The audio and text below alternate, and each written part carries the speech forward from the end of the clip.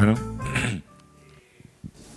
Hace aproximadamente un poquito más de un año y medio, 14 organizaciones, entre organizaciones oficiales, provinciales, nacionales, y organizaciones no gubernamentales, decidimos, estas que están acá, decidimos crear una mesa de buenas prácticas agrícolas. Ya definió el ingeniero Cedrán qué son las buenas prácticas agrícolas. En realidad, el disparador que tuvimos para generar esta mesa fue justamente la problemática o el cuestionamiento de la aplicación de fitosanitarios generalizada. La primera etapa que tuvimos como grupo fue fundamentalmente informarnos y formarnos, todos los integrantes del grupo, para poder a partir de ahí hacer propuestas que tiendan a armonizar la producción de alimentos con el cuidado de la salud y el medio ambiente. Entendiendo que este es un desafío central que tenemos todas las organizaciones que participamos de la cadena de valor de la producción agropecuaria. En realidad fue muy interesante, muy atractivo, ver los distintos niveles de conocimiento que teníamos de la problemática, la preocupación compartida, pero el distinto conocimiento que teníamos de la problemática y la necesidad de uniformar nuestros criterios, nuestros pensamientos, debatir, traer gente experta, profesionales destacados para discutir sobre estos temas, que nos instruyeran a nosotros. En realidad, la preocupación o la pregunta central que nos hacíamos nosotros, particularmente aquellos que tenemos varios años de profesión, ¿cómo podía ser que si a través de los años bajamos en la oferta el nivel de toxicidad de los productos que estamos utilizando hoy, se incrementó o se incrementaron los cuestionamientos? Esta es una cuestión central que debemos incorporarlas todos nosotros para ver a partir de ahí qué propuestas podemos hacer en esto de la armonización. Muy bien, esto que les digo yo, ¿cómo puede ser que si ofertamos al sistema productivo fitosanitarios más amigables con el ambiente, aumenta el cuestionamiento? Negri definió que entre el 85 y el 2005 el cambio de los plaguicidas usados a lo largo de estos 20 años en la agricultura pampeana significó disminuir 75 veces la dosis letal de la oferta de fitosanitarios. Fíjense qué importante ha sido el avance en ese sentido. Pero ¿y cómo se explica entonces que los cuestionamientos hayan aumentado? Hay quienes creen, y es respetable por cierto, y debemos asumir este tipo de creencias como preocupación, que el avance de la agricultura es una de las responsables de las alteraciones globales de mayor impacto en la sociedad. Frente a esos cuestionamientos, entonces, debemos avanzar en propuestas que tiendan a minimizar el impacto de esos cuestionamientos y crear condiciones que nos permitan que la producción sea incorporada en el conjunto de la sociedad como un valor entre todos nosotros. ¿Qué es lo que pensamos necesario para avanzar en esto con acciones concretas?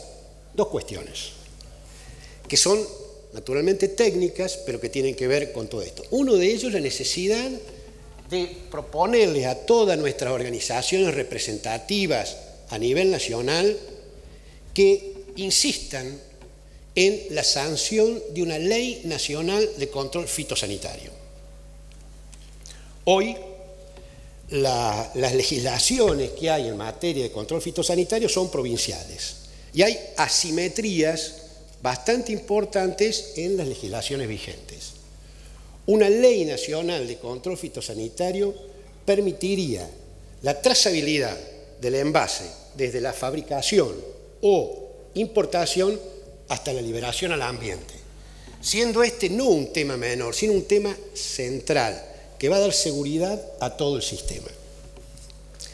La otra ha habido varias iniciativas de ley nacionales de control fitosanitario, pero en realidad hasta ahora no se ha avanzado. Actualmente hay una iniciativa a nivel nacional, tiene estado parlamentario, pero todavía no ha entrado en el proceso de discusión. Ya nos ha pasado en otras oportunidades que la ley nacional propuesta pierde estado parlamentario y consecuentemente hay que empezar de nuevo con todo el proceso. A nivel provincial está lo que ustedes conocen, la ley provincial número 9164 de productos químicos y biológicos de uso agropecuario, que fue sancionada en el año 2004, y su decreto reglamentario 132, que fue sancionado en el 2005. Nosotros creemos que a esta altura es necesario hacer propuesta de modificación de decreto reglamentario en tres aspectos centrales. El primero tiene que ver estrictamente con las aplicaciones. Nosotros estamos convencidos que hay que diferenciar las aplicaciones generales de las aplicaciones periurbanas, siendo las aplicaciones periurbanas el conflicto principal o el responsable, casi en el 80% de los conflictos principales que generan tensión entre el sector urbano y el sector rural. Ha avanzado la agricultura, en general las ciudades han crecido anárquicamente, debemos decirlo, hay ausencia en muchos casos de planificación de crecimiento de ciudades, van creciendo de acuerdo a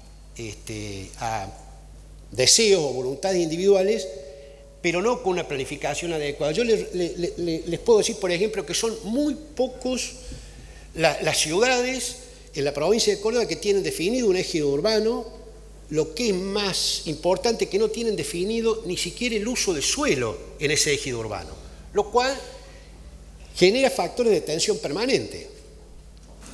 Por ejemplo, en ciudades donde usted decide colocar, un empresario decide dedicarse a la comercialización de fitosanitarios, decide inscribirse como, con depósito de fitosanitarios, y cuando va a pedirle el uso al intendente, el intendente no sabe cómo definirlo.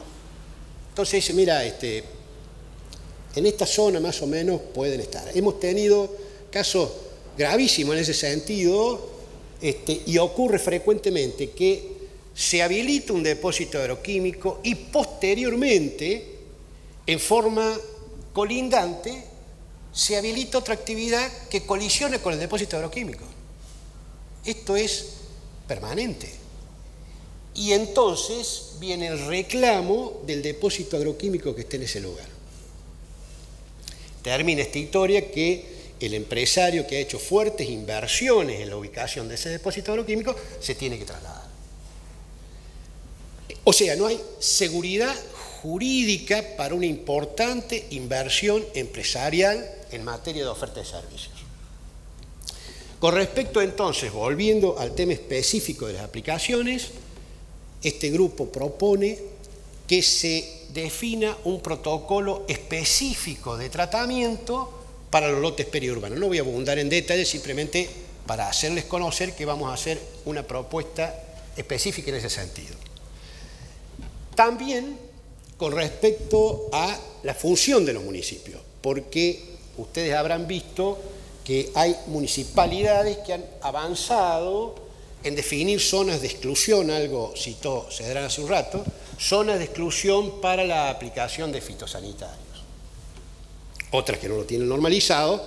En definitiva, hay criterios distintos frente a una ley provincial que es única, porque el tema característico que tenemos en esto, el contraste que tenemos, que nos genera este tipo de tensiones que hablábamos anteriormente entre lo urbano y lo rural, es que el municipio define una parte de la actividad y la provincia, a través de su ley provincial, define lo global de tratamiento del tema.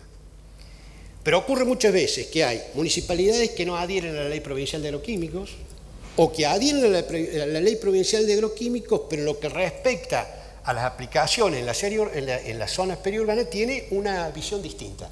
Muy bien. Repito, nosotros lo que creemos que hay que definir claramente un protocolo de manejo de los lotes en aplicaciones periurbanas.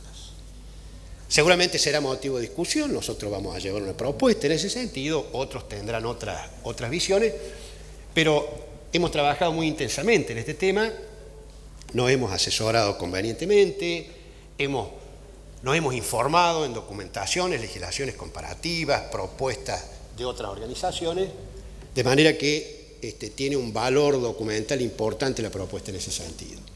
5 minutos. Sí, finalmente, en lo que respecta al manejo de envases vacíos que hizo referencia Cedrán, también hay vacíos en la legislación provincial. La gestión posterior de los envases vacíos para su disposición final no está claramente definida en la ley. Nosotros justamente creemos que hay que establecer un cronograma de manejo claro de los envases luego de liberado al ambiente el fitosanitario. Una de las cuestiones fundamentales que está vinculado con el triple lavado al que hacía referencia Cedrán es que nosotros deseamos trabajar en una línea apuntando a que el envase de un fitosanitario aplicado sometido al triple lavado y consecuentemente descontaminado sea considerado un residuo no peligroso. Actualmente, un envase de agroquímico que queda en el campo con los residuos que no ha sido sometido al triple lavado es un residuo peligroso y consecuentemente está alcanzado por la Ley Provincial de Medio Ambiente. No quiero abundar en más detalles, simplemente decirles que seguimos trabajando muy motivados, muy contentos de poder haber integrado este grupo y con propuestas concretas para atender a esta problemática de los cuestionamientos, en particular la aplicación de agroquímicos. Así que se los quería hacer conocer, muchísimas gracias. Estamos disponibles para cualquier tipo de información que necesiten, para intercambiar ideas, con todo gusto. Es un grupo totalmente abierto, si quieren participar de la reunión lo pueden hacer, así que estamos a su disposición. Muchísimas gracias. Muchísimas gracias.